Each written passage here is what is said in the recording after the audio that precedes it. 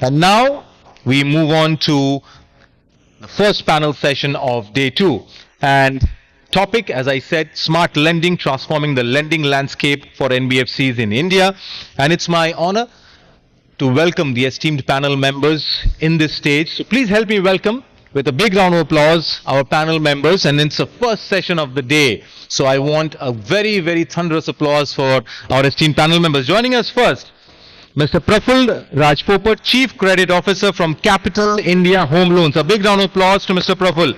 Welcome to the stage, Prafulji. Please have your seat. Joining next in this panel, ladies and gentlemen, Mr. Rajiv Verma, Managing Director, Nuvama Group. A big round of applause to Rajiv. Rajivji, welcome to the panel. Please have your seat. Joining next, Mr. Ashish Runwal, CEO of Loans Financial Services. A big round of applause to Mr. Ashish. Ashishji, welcome to the panel. Please have your seat. Joining next for this panel, ladies and gentlemen, we have Mr. Anil Jain, Chief Credit and Operations Officer, Aadhar Housing Finance. A big round of applause to Anilji. Welcome to the panel, Anilji. Please have your seat. Joining next in the panel, ladies and gentlemen, we have Mr. Firoz Anam, CRO from Credit Access Grameen. A big round of applause to Firozji. Welcome to the panel, sir. Please have your seat.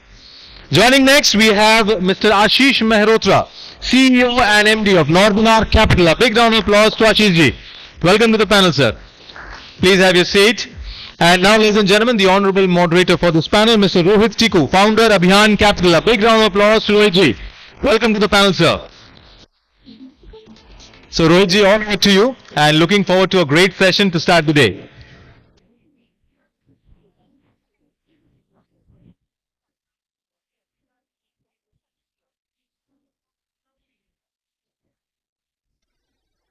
Hello.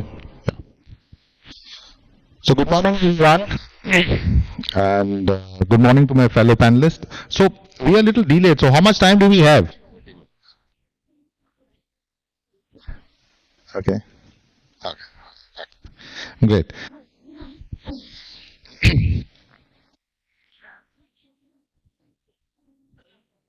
So we have we're quite fortunate to have quite a well diversified panel here. And when I was going through the profiles of all the panelists, I think we have an interesting mix because probably all the functions which are critical to running an NBFC are present. So we have representatives heading from the risk department, from the credit department, from the operations head, from the head of businesses, from a CEO who runs an organization. And we're also privileged to have two gentlemen who have a outside view of the entire lending space because they represent either the investors or the lenders to the NBFC segment. So warm welcome to all my fellow panelists. So the topic of the discussion is smart lending, transforming the lending space in NBFC. So let me start with you, Ashish. So you've been Ashish, yeah. So you've been there, having seen how the NBFCs have evolved over the last couple of decades, and have been witness to various credit cycles and how this growth has exploded. So do you really think that NBFCs, or I won't, that's the wrong question. Do you think, in what ways have NBFCs been smart in doing this lending? And smart in using technology? Good morning. Delighted to be here. Very interesting question. So the way to look at it, India credit is about 187 trillion. That's about 60% of GDP. In evolved world, credit to GDP is anywhere between 1.5 times to 2.5 times. Out of 187 trillion, about 39 or 40% is being addressed by NBFCs, balances between development financial institutions and banks. What NBFC has been able to do is you tends to be the first entrant, take the early stage risks, and that means to go to the real economy or real Bharat. That's where the role NBFCs have played, I think, significantly better across these sectors. So obviously to ensure the seamless flow of credit. That's been a big play by NBFCs, and to my mind, they are systematically important to ensure access to credit is provided in a very efficient, reliable, and responsible manner. And that's the reason why the RBI regulation and to ensure the sustainability and the compliance on BFCs is becoming very important the way the regulator looks at it. For India to get access to credit, you need both development institutions, you need banks, and you need the non-bank finance companies to ensure that the credit is provided. One of the reasons why they tend to operate more efficiently is that they're able to go to the real economy or to the hinterlands of the country and build a really affordable and an efficient model to fund. The second thing I think which is very interesting in today's day and age, NBFCs were first one to partner with the fintech platforms to ensure lever the technology partnerships.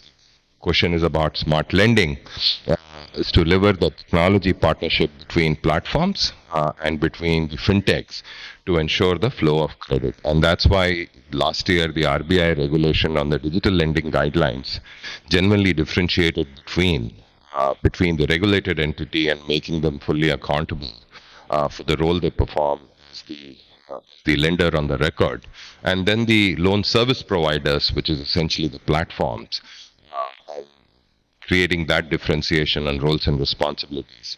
And that ensures that's one of the reasons you're seeing a growth in the flow of credit which has happened. That's my take. Yeah, just a follow-up question on that. So, and you've observed how the technology has also evolved over the last couple of decades. Anything top of the mind which comes to you in terms of what are the various technological advancements you think have been actually game changers for NBFCs? I think the biggest of art is the Jam Trinity and the entire digital stack. The India digital stack, to my mind, is significantly superior than anywhere else in the world what we've created.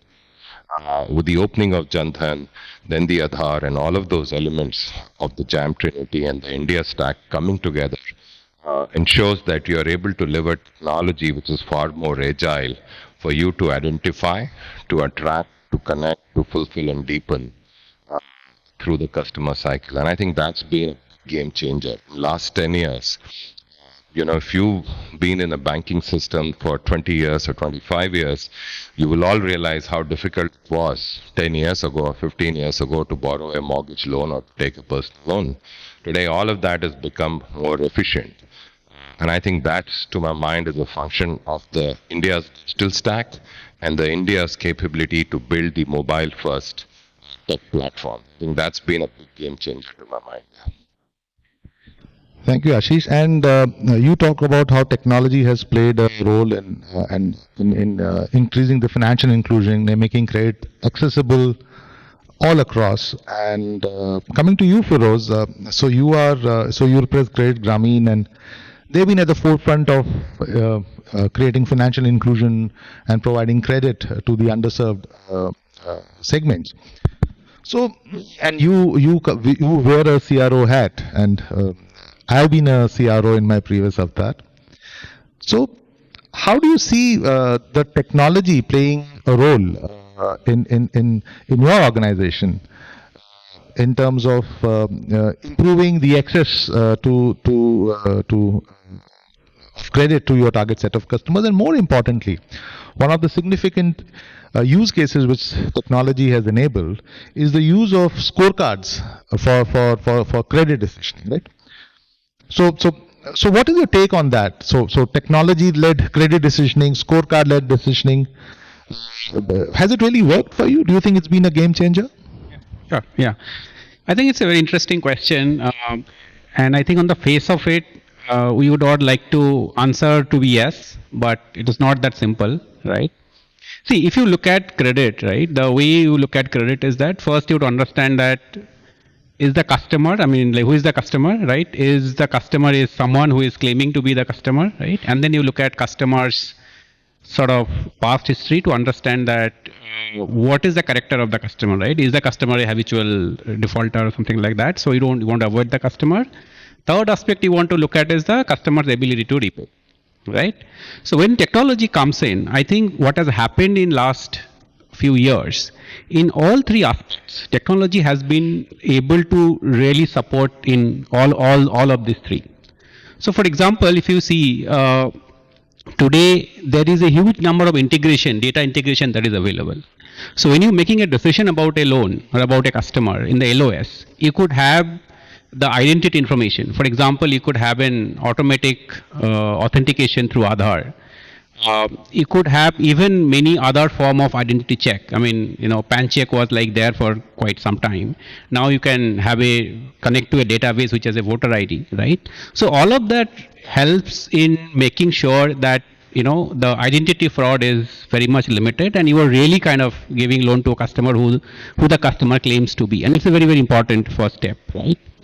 Second aspect, again, looking at the customer's character, right? That is where the credit bureau is the most helpful one, and the credit bureau integration also is not very new. I think most companies, especially when if you look at some of the MNCs, starting even the start of the millennia, they had the integration of the credit bureau. Now, what we are seeing is that there are even different data sets that is available today for when you are doing the underwriting. So your customer's bank statement you could sort of bring in. There are solutions available where somebody could upload the PDF files, but now that with account aggregator, you could actually pull the bank statement directly from the directly from the customer's bank account. So this integration is is making sure that you are able to kind of drive that. And when it comes to, but I think the third aspect, that is where I think a lot more needs to be done, which is that can I assess also income from using that sort of data and things like that. So that scorecard that we're talking about, right? Scorecard has been very successful in understanding whether the customer has the right character or not. So to take an example, I can say, okay, if I see that customer has consistently paid, right, and the customer's credit score, let's say take a CIBIL score, there are different scores available. You have CRIF score, you have CIBIL score, but let's take CIBIL score, right? We can say that somebody who has more than 720, probably a very good customer. But again, it doesn't say for what amount. I mean, customer who has done very well, let's say serving a 2 lakhs rupees of loan. But the same customer who has done very well, serving 2 lakhs rupees of loan, if you give him 10 lakhs, can he or she also going to be, performing well? Right? It may not. So 720 score doesn't tell you whether the customer is going to kind of behave well when you kind of increase the obligation. Right? And that is where that ability to assess the customer's repayment, the customer's ability to repay the income assessment comes into very handy, right? And that is where I think we are kind of starting to sort of very early stage right now. For example, if somebody is a salaried customer, you could still connect to different databases and verify the salary. It's still verifiable. But when somebody is a self-employed, some cases, yes, you have a GST record available, you could still point to your GST record and get it. But the kind of customer that we serve, they will not have, let's say, if you really get to the underserved, the segment that you're talking about, there really you don't have GST, you may not have, most of the cases you don't have GST, most of the cases you will not, obviously they are not salaried customer, right? So that is where I think a lot more work is happening today. Nothing is perfect today on how do you sort of assess an income, and I think that is the next wave. From a scorecard perspective, that can you build a scorecard which can predict customers' income, ability to repay, and that is going to be probably the next game changer in this entire journey. So it's pretty evident that the use of technology has has enabled access to data and ability to process the data. To what extent that data people have been effectively used to make a predictive model or a scorecard to actually do a credit assessment is something which has very varied opinions across the board. So coming back to Ashish, because you have some experience in having scorecards. So what is your take on it? Do scorecards work? Yeah, so let me try and tell you why we think it's important. In our scheme of things, we would have impacted about 80 million lives so far. The MFI market is about 4,30,000 crores. between non-bank non-bank MFIs is about 1,35,000 crores or odd. About 6% of that flows through our pipe in our ability to both lend to smaller MFIs, we lend directly, we invest through our funds, and more importantly also provide credit solutions to the entities we work with. Given the amount of flow we had for about a decade and a half, our scorecards and models are fairly well established. We essentially help answering companies the four, to my mind, the most fundamental questions, and we can then get on to how. But let's just get to what. One is whom to lend, correct? The real point my colleague pointed out, it's very difficult to identify whom to lend. Correct? In cases where there is no structured income, there's no structured backup available. So this means you rely both more on the leading data, which is essentially the inputs you receive, the application form, and then you look at lagging data, which is essentially performances of the past, to create saying whom should I identify as a potential customer. The second question is, since large part of this tend to be a declared income or an imputed income or a derived income, saying what's the income which I can ascertain, how much can I lend to him, saying one, whom to lend, second is how much to lend, and third, to my mind, the most important question comes from the risk-based pricing. What price should I lend? If I'm able to get these three answers, the question is, what will be the probability of default? We essentially help companies answer these four questions using our experience, because our deep-rooted philosophy and purpose is the flow of credit to the underserved. Like whether we do directly, whether we use through structured finance, whether we do through investments, whether we do through data analytics technology, that's the core of Northern Arc, the drop of Northern Arc strategy. And that, to my mind, we're now seeing both the smaller and the larger institution using those scorecards, helping them answer, using the technology to arrive, saying, listen, if I'm happy to live with a 2% default rate, to 1% default rate, 4% default rate, what will be my approval rate? And how can I ensure I'm able to onboard a lot more than what a conventional underwriting, which is touch and feel based, can do? Correct? So you cut the biases out of individual credit officers and you use data to arrive at it and ensure that you're bringing your risk policy at play using the scorecards. That's the most simple way for me to articulate saying how can it help, and it helps you to bring saying at the risk adjusted return I need to make, following is a default rate I can live with. To get to that default rate, what should be my approval criteria? That sum and substance. Yeah. So I take, since you've been running this for quite some time, that it actually works, right? We've seen it through the cycle. Yeah. For a 15-year performance on, we know that our pools, like the rating agency says, our pools tends to outperform the industry loss rate by a mile.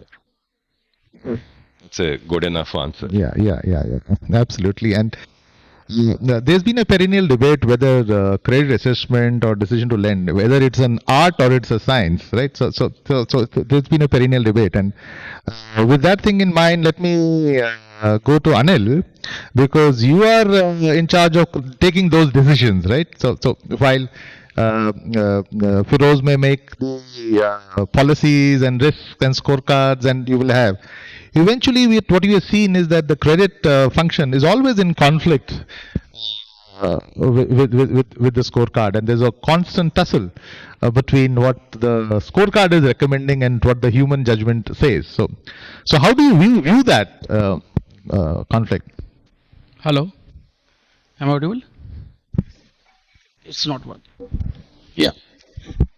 So I would use Rohit. Both the things are very, very important. What Ashish has said and Feroz has said. See, a scorecard, whatever Ashish has said, I completely 100% agree with Ashish that what is the purpose of the scorecard. So in a lending business, we first assess the customer from his past history, from various kind of alternate data, to first taking a decision whether we want to lend this customer or not. It is not about the quantifiable, it is just the characteristics whether to give a loan or not to give a loan. So there scorecard works very well, number one. Number two, we decided the outcome has come. Okay, the customer is good. His past repayment history is good. His various kind of verification in terms of the identity, in terms of the business entity, everything is verified that the customer is genuine. Now the second things come that what kind of risk I am doing in this underwriting, and definitely if higher the risk, I would like to take the higher reward. So again, the scorecard gives me the purpose of the risk reward percentage. What kind of rate of interest I can charge to the customer, what kind of fees, what kind of loan to value ratio I can give to customer to manage my risk. These are all the things can be very well derived from the scorecard. Now comes to the decision how much loan I want to give. That is something where the scorecard cannot predict. Like Ashish or Firoz was also saying that scorecard gives you the past performance, but like we have the quote in the mutual fund that past performance is not the criteria for the future performance. The same thing happens in the lending. You have the past history, everything scorecard has given you the decision. This is the good customer, you can lend him. This is the risk probability. This is the probability of going into default. But how much loan you want to give? That is very, very important. The scorecard will not be able to predict that. There are, yes, various alternate data are available depending on the customer segment. When we talk about the MFI, like Firoz was saying, that MFI, the customer class would be where he will not be able to provide you all kind of income document to verify. And there are prime customers where even if the self-employed customer will have the GST return, you can verify the turnover, you can verify the banking transactions. So various kind of data and other things are there. There the role comes from the underwriter, where he need to go, he need to assess the income, he need to decide to, okay, what is the capability of the customer. And apart from the income assessment, it is also to assess his household income, household expenses.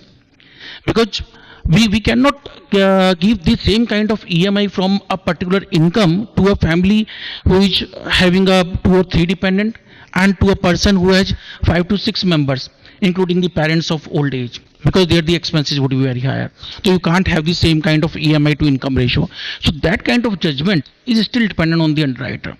So that is very, very important. So scorecard builds up some base to decide whether I want to give a loan or not, what kind of risk I am carrying if I want to give a loan, and how it should be mitigated. But in terms of the quantification of that loan is very, very important, where underwriter plays a role. And plus one more point I would say, scorecard is a regular journey. It is not one time that we have created the scorecard and it will works well. You have to regularly tune that scorecard, because like Ashish was saying, you have to measure the performance. That we have created a scorecard on maybe a number of data set. We have done the testing and we have gone live. But how it is performing, whether the product, the probability of default, whatever we have seen at the time of underwriting, it is getting the same kind of thing. And then if it is not matching, if it is going here and there, then it is not that you can simply tune the scorecard. You have to do the complete RC of that. Whether it is because of some kind of tuning requirement of the scorecard, it is something in terms of the processing where beyond the scorecard your lenders are, your underwriters are going and doing the underwriting, and with the mix of that you have to tune that. That is how the scorecard will run. So it is not the static term that when we have the scorecard it is done. So it is both the things put together. So scorecard can play a vital role in decisioning. To some extent remove the subjectivity, where individual subjectivity is involved, that if A is going, he is deciding something else, B is deciding something else. But objectively, if we talk about and if we talk about the underwriting, definitely the underwriter has to play a vital role after the scorecard. Okay, so we have scorecard works. Anil says it works partially. So jumping to Praful, you are also wearing the same hat. So what's your take on that? Yeah, so see, from scorecard point of view, I would say, so whatever Anil has said, we are into affordable housing finance. So there are two parts to the profile. One is formal segment and second one is informal segment. When it comes to scorecard, it will pretty set, and it will work very well. And as far as formal segment is concerned, wherein the customer might be getting his income through the documents, maybe bank statement is there, wherein you can analyze last 12 months bank statement and you can derive income, or GST will also help, ITRs and last 2 years financial statements will come into play. But when it comes to assessing the informal segment, wherein the incomes are there, income is there, but it's not getting reflected in the bank statement or GST or ITR or PNL, and then it's challenging task for financial institution to assess the income, its imputed income, wherein it's not always digital. It's a physical kind of approach, wherein a credit manager will go to the customer's place and then he will assess and then he will put it into the scorecard, and then he will arrive at the decision whether it's working well or not. So a couple of days back, I was discussing with one of the tech vendor, wherein they are providing psychometric test kind of thing for the customers who are into the affordable sector, wherein along with scorecard you can take that kind of assessment from the customer. So customer will be given a link for the game to play. It will take around 1 to 2 minutes time. There will be multiple questions based on the psychometric test, and then customer once the test is cleared, then there will be score, and then we'll see the credit score and psychometric score, and then we'll arrive at the decision whether we should lend or not. So it's from both the point of view. One is the customer's credit worthiness from repayment capacity point of view, loan eligibility, and then customer's intention whether he will pay or not, because that is very crucial part when it comes to lending. Yeah. So now let's move to Ashish. Ashish, you as a CEO, you run NBFC, and you're also part of the group which runs a lot of distributes the loan digitally, and yours is purely a digital run company.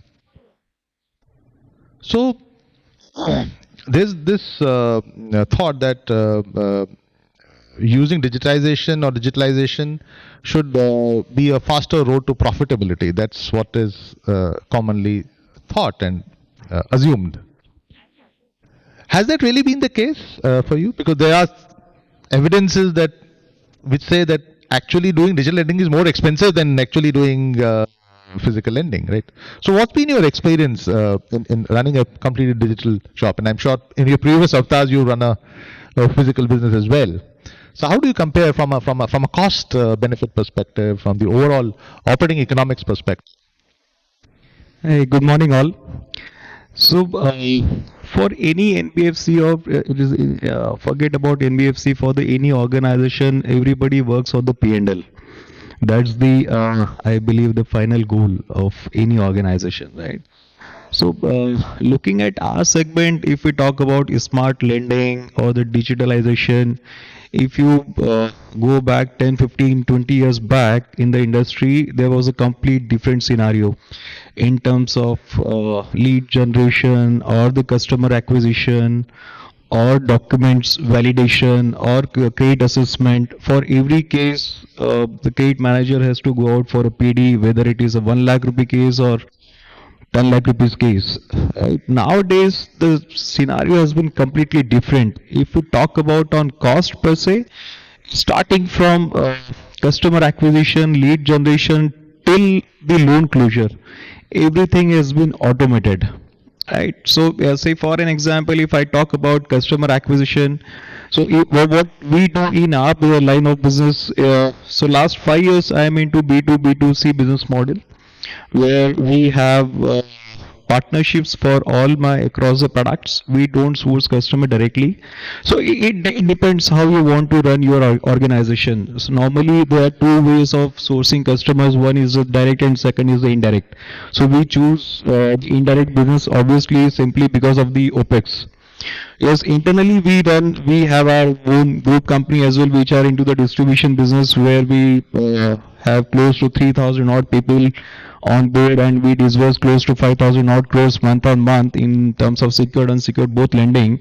And parallelly we run our NBFC as well, where the team size is very limited and we disburse good out of amount. in that. And in terms of cost, again, starting from customer acquisition, it's very cheap. Obviously, I would say thanks to digitalization, because we source all the customers through the integration with our fintech partners or the other organizations, where my cost of acquisition is very minimal. I won't say it's negligible, but yes, it's very minimal. It's simply because of digitalization. Second, sitting in Mumbai, centralized process we serve across the country, which is again a challenging job. If you get into the direct sourcing business, you need to have offices across the country, you have to people across the country. Although I agree that we customer touch base is very much important in the lending business, but then it depends what sort of customer audience you are targeting. Majorly in my product, we target the lowest of the pyramid audience, which is mostly the tier 3, tier 4 cities, right? So my cost of acquisition costs have a very much impact on that. Second, the credit assessment cost, if you talk about, because in that again the everything works on a scorecard basis. We have our own BRE rule engine basis that we do the credit decisioning. So my about 85-90% cases goes to STP, which is straight through process, where there is no manual intervention. So obviously you save on the uh, people cost very much. So then I go on the whether it is the disbursement side, it's completely automated. Earlier, 15 years ago, really somebody has to go to the bank and ask for the disbursement for RTGS and everything. Nowadays, everything is online. The process is very smooth. Then post dispersal comes on the repayment. Now everything is digitalized. You get your repayments online. Any customer can go online through various payment gateway and can pay the EMI. You can have your integration done with the payment gateways and get your EMIs done.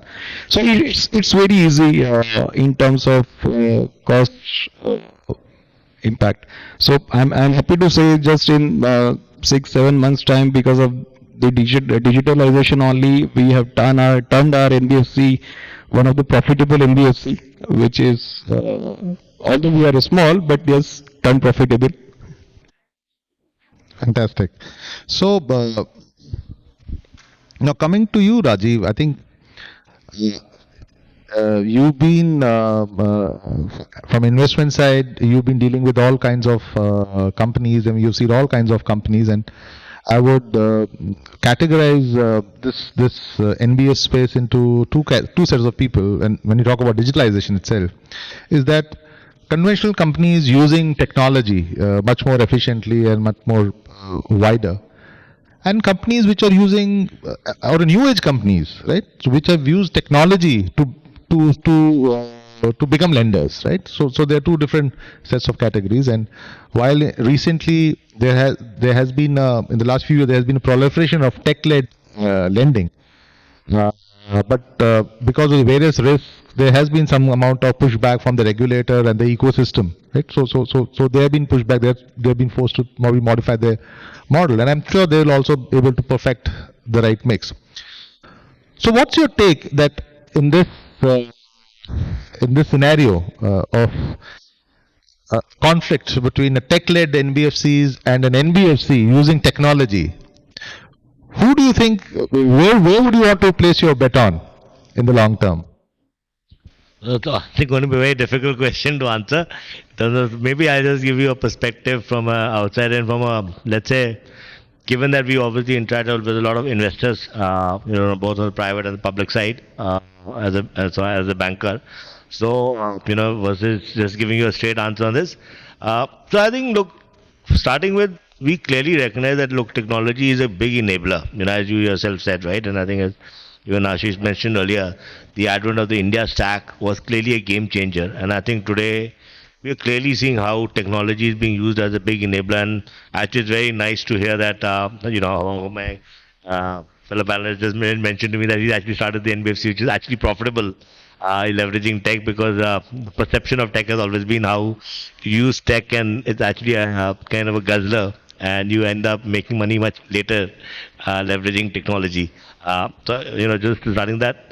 But, I think coming to your point, I think there are two, three things, and maybe there's some statistics I want to just share with the wider group here. See, I think, if you look at the whole space in lending today, right? Again, based on a lot of the recent RBI data, your disbursements, or what you are called digital disbursements, or tech disbursements, they were about less than 1% about 5 years ago in 2017. They became around 11-12%. Maybe a few years ago, they're probably expected to be 20%.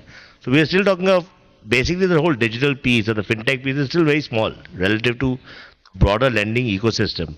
And if you ask a lot of the investors today, look, I think there are a few consumer companies out there, consumer lenders, who are clearly using a full tech platform, to go into that, especially players who are trying to imbibe what they call embedded finance, where they are working with, their own clients, where they're obviously doing a full integration on the tech platforms. But I think those are few and far between. At least our experience has been that so far, it's what we call in our parlance the phygital model is what's actually been working best. I mean, increasingly we have noticed that, especially in MSME as a segment, if you ask me, at least our experience and also based on a lot of the investors' feedback has been that pure tech model in the MSME space has been very hard to scale up. So yes, you can start a model which is fully digital, but in our view, as you look to scale that model up, I think it's becoming increasingly challenged. And interestingly, if you look at the whole fintech piece today, almost 49% of the entire fintechs are lending fintechs. The reason is simple. If you want to scale a fintech, you have to do lending. Okay. While honestly, from an investor perspective, what he wants to look at is other non-lending fintech, because that's where he sees the least risk. Okay. While we see a lot more risk on a lending fintech. So, I'm giving you a very long answer to your question, but I think the simple answer is there is no straight answer. But the simple answer is I don't think people are. I think the jury is still out. Can you actually build a fully tech model which is going to be very, very scalable and going to be very robust? I think the answer is we are still not sure on that one, because we still think you need the physical touch. We've only seen B2C to some extent, whether it is the consumer loans working. So I think good part of tech is it definitely allows you, I think, as you were mentioning, and getting when you're going to tier 3, tier 4, right? When you're trying to assess income streams which don't have formal sources of paper, right? I think that's the big change, right? Where the technology today is allowing you to do a lot of that. So tech is clearly a big enabler. But in our view, you can't today actually scale businesses without having the physical touch. So to answer your simple question, at least in the near future, we clearly believe it's going to be the phygital, and you'll need a tech as an enabler, but we don't really see a full tech model, honestly, working in India. I think we're still a bit early for that. Yeah, and one of the things that we've observed once this tech-led business has evolved is that and to compliments to the regulator, they've been quite efficient in pinpointing it out. Is that it has created and identified new sets of risks, right? So as a regulator, Yes. they have to ensure that the risks are known and contained and mitigated. So it has created new sets of risks which previously people had not thought through or paid so much of attention to. Now, coming to few fellows, so one of the, I believe that one of the two most important regulations of RBI, which are the most often ignored or paid least attention to, is the Fair Practice Code and is the KYC and the AML guidelines, right? And if you see a lot of action, regulatory action of RBI is around those things, right? It is about those elementary basic things, right? So to what extent do you think technology can enable better implementation of the spirit of lending, the risk mitigation from a broad, not just from a credit risk perspective, but from a systemic risk perspective, from a KYC risk perspective, the regulator is more concerned about. So how do you see that technology contributing to that? Sure. Yeah. So I think I rightly pointed out that when you are creating a fully digital stack, right, one of the key risks is that identity risk, that somebody is impersonating to be the customer whom actually they sort of present to be. And that is something, it is kind of evident in many of those business. I think what we have also seen is that a lot of those account renting, bank account renting, things like that. So here, of course, as like Ashish was initially pointing out about the India stack, right? So how do we sort of verify the customer, right? So if we have if you are doing a proper like Aadhaar based authentication, I think things can't be better than that, right? That's probably the gold standard. But again, that also to get that even eKYC license today, it's not that easy. I think companies has to really make the compliance cost of having an eKYC system is like very high today, right? So yeah, so I think if that, but I think today RBI has come up with a better solution where NBFCs can kind of plug into that solution and sort of get sort of easy verification. So so I think that can really solve some of those identity issues there. But I think on the most important thing, I think what you pointed out is about those fair practice code, right? And that is where I think companies probably need to make a little bit of more effort. Primarily because when you are lending through a pure digital kind of a channel, right? There is the customer touch is very minimal. So when customer is not able to repay, the question is that how do you then sort of reach the customer? And the invariable solution is that you outsource to a third party, right? And that is where the script tends to go wrong, because the kind of commitment you have as a business to your customer, third party may not show the same level of commitment, right? And I think that is where probably a lot of those digital lending model can be improved. That that at the collection stage, and especially slightly towards the hard bucket collection, where customer has already probably got defaulted on 2-3 installments. How do we manage it, right? And that is where more responsible behavior is going to be required. And I'm not sure today there is a technology solution available at this point in time. If we want to really sort of solve that, I think you need to have a kind of field force which are there, who can have a direct contact and reach the customer. Otherwise, I think it is always going to be a challenge, because if you rely on completely on the third party to do your collection, that is going to be a big challenge, especially on that hard bucket scenario. Yeah, Ashish. Point compliance side is how the digital lending helps, which is helping us as well. Which is, I'm sure everybody knows and understand here the key fact sheet document, which is RBI is behind that document, right? Where I believe RBI is just say one thing very clearly, that whatever you charge to the customer, your customer should aware. Right. What I believe earlier this was not the case, because we just pick up the document from the customer and then later on we charge XYZ amount. But nowadays, with the help of this digitalization and everything, you have the documents in place which you send to the customer first, you take his consent, then you disburse the amount in his account. So I think that's the major role it plays the digital world, I would say, towards compliance side meeting. Yeah. Just one line to add. Like Ashish said about the KFS, why fair lending practice and more focusing on the KFS? Because we have seen for the last so many years, when a customer is taking a loan, every company gives a loan agreement to sign. Now the loan agreement would be 20 pages, 30 pages, and technical terms in terms of legal language is written. I don't know, but I believe that if anybody reads out the complete agreement, it would be very difficult that he will sign on that.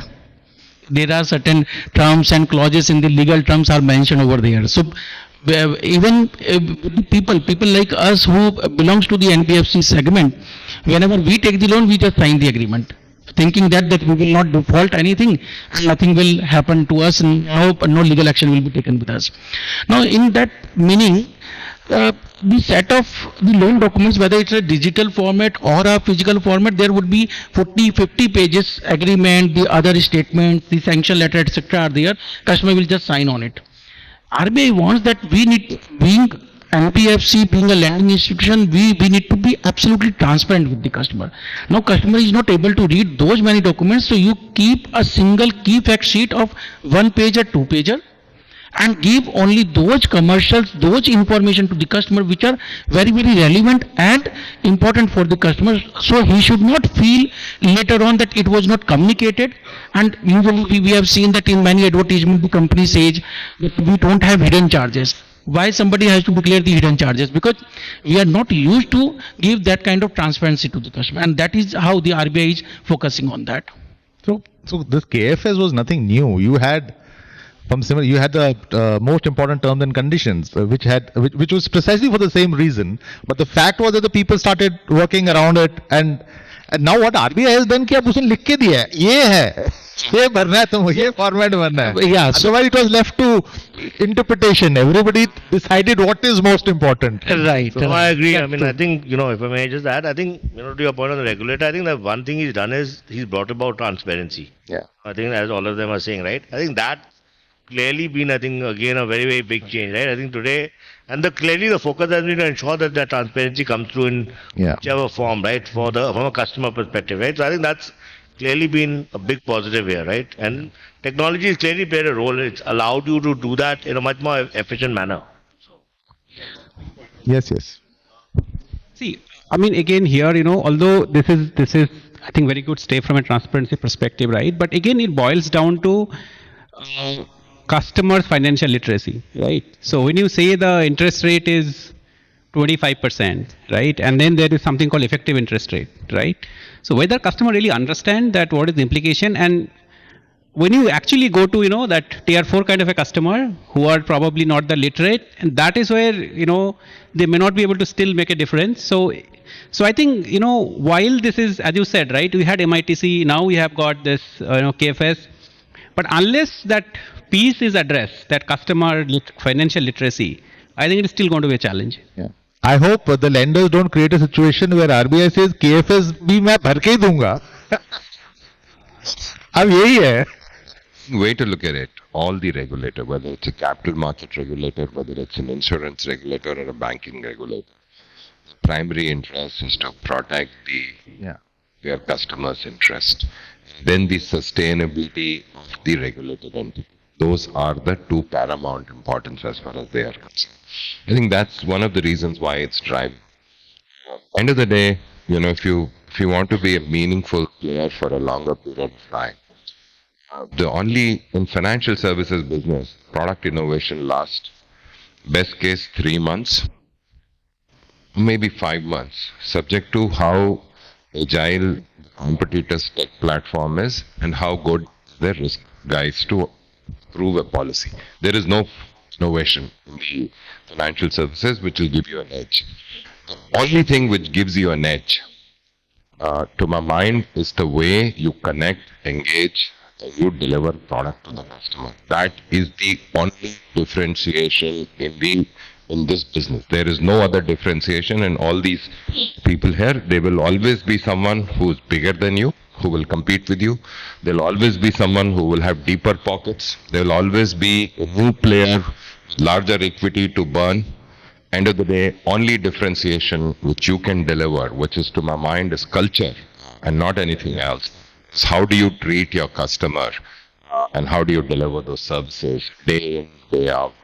That is the only differentiation in financial services. If you look at historically, the banking people, when people leave lazy money with the banks for a longer period of time, it's because they love what bank does. There's inertia to it. And I think that's a lot to it. Another example, one of the most top-rated non-bank finance company, big differentiation there is that their ability to data mine is so superior that 70% of their new acquisition come from a cross-sell to the existing customer. That's the reason why their multiples is significantly better. I don't want to name it, but that is a function of, to what I said, how do you connect, engage, fulfill, deepen, and that's the cycle. Yeah. And one last views from everybody, since we are talking about smart lending, we cannot just not talk about the role of generative AI, right?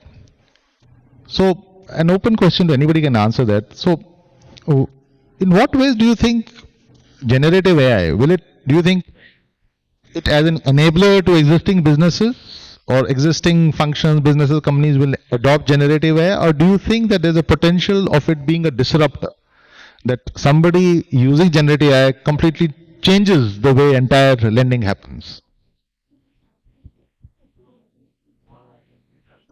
Anybody. It's your last couple of minutes, so I can just take a quick shot at it. Again, I probably am a guy who's not a very, I have my views on how tech is not necessarily just a solution to everything. But look, I think maybe if it helps also, in my view, if you look at lending today, the whole piece, right? You have the origination, you have the credit assessment that all my colleagues spoke about, and then you have the collections. Honestly, if you are able to really use generative AI to solve for some of it, it will be great. Honestly, I think it will help you in some of the aspects, but it's going to be hard that how you see it becoming single point. But clearly, it will enhance efficiencies. Clearly, it will help enhance. I think so. Yeah, I think it's clearly a step where it takes technology to the next level. Another thing, but again, I have my reservation on how it can be the one and all solution to everything. To be honest, but happy to get any other perspective here. So, like Rajiv is saying, that it is AI again a part of the technology. It helps us in the business, but definitely any technology has two parts. One is how and the way we utilize that. If it is being properly utilized, it will benefit.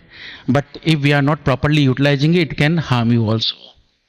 Because like you were discussing in the earlier session that if can we go completely digital, can we go complete underwriting or the decision making on the digital platform, but everybody was of the opinion no, it can help us in assessing the customer, but there has to be a human mind involved into it.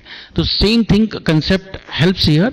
When we use the AI, it gets various kind of dimensions to a particular perspective, because as a human we are limited to certain data set. In AI you get various kind of alternate data, various kind of alternate algorithm, and you get various kind of data cuts, various kind of perspective to a particular subject or particular thing. But definitely AI cannot decision on your behalf. It can give you the platform, it can give you the information, the decision has to be taken by somebody else. yeah, Ashish, yeah. Lighter note, somebody would say half glass full, somebody would say half glass empty. It's simply how you look at the market and your opportunity. So both, everything has pros and cons both. So it depends how you take it. Thank you so much. I think we have run out of time, and if anybody has a couple of questions, we'll be happy to answer that. Yeah. Sure, absolutely. I think first of all, a big round of applause, ladies and gentlemen, to this wonderful panel here. First panel of the day, and I think very interesting and very thoughtful discussions we had here, and very energetic panel, I must say. And thank you so much, the entire panel, the respected panel members, and Rohit ji for wonderfully moderating the session as well. And if we have time, because we are short of time, so we can take one quick question, and after this, obviously, the esteemed panel members are available post the session. So, I mean, you can always take it with them. So, any question, please raise your hand. We'll pass on the mic. Yeah, can we have a mic to the gentleman in the front? Yeah. Hi. Please do introduce yourself with your name, your company name, and it will be good if you can, precisely say to which among these experts you are pointing the question. Hi, good morning. My name is Shashank and we are from Hemitex India Private Limited. So my question is basically extending, Rohit, to your question, and is open to all.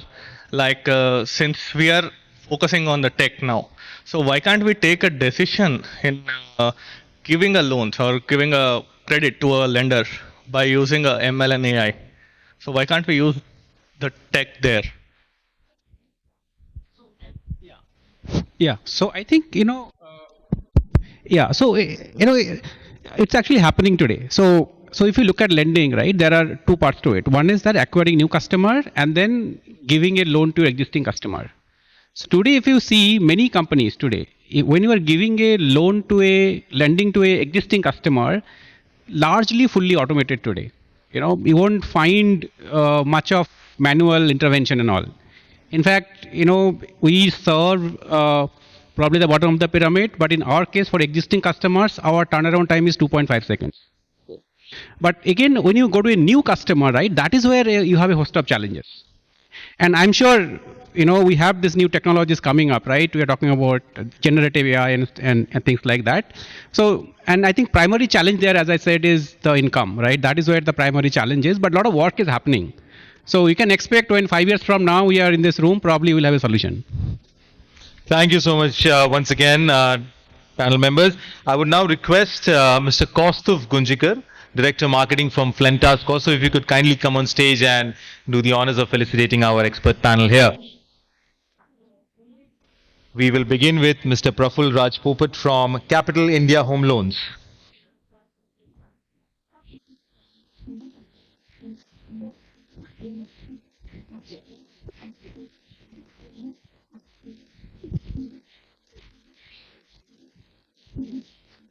Yes, Kaustuv.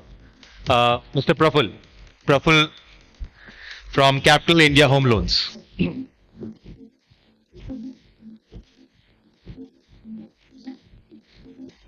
A big round of applause, ladies and gentlemen. Mr. Praful Raj Popat for his wonderful contribution in the panel session. Moving next to Mr. Rajiv Verma from Nuvama Group. A big round of applause, ladies and gentlemen. Rajiv ji for his wonderful contribution in the panel session. Moving next to Mr. Ashish Runwal from Ruloans Financial Services. A big round of applause to Ashish for his wonderful contribution in the panel session. Moving next to Mr. Anil Jain from Aadhar Housing Finance. A big round of applause, ladies and gentlemen, Anil ji for his wonderful contribution in the panel session. Moving next to Mr. Firoz Anam from Credit Access Grameen. A big round of applause to Firoz ji for his wonderful contribution in the panel session. Moving next to Mr. Ashish Mehrotra from Northern Arc Capital. A big round of applause to Ashish ji for his wonderful contribution in the panel session. And now our honorable moderator for this panel, Mr. Rohit Chikhu from Abhiyan Capital. A big round of applause to Rohit ji for not only wonderfully moderating the panel, but also for his insights and valuable knowledge. Now, honorable panel members, I would request you if you could step forward for a group photograph, and Kaustuv, if you could also join them for all panel group photograph.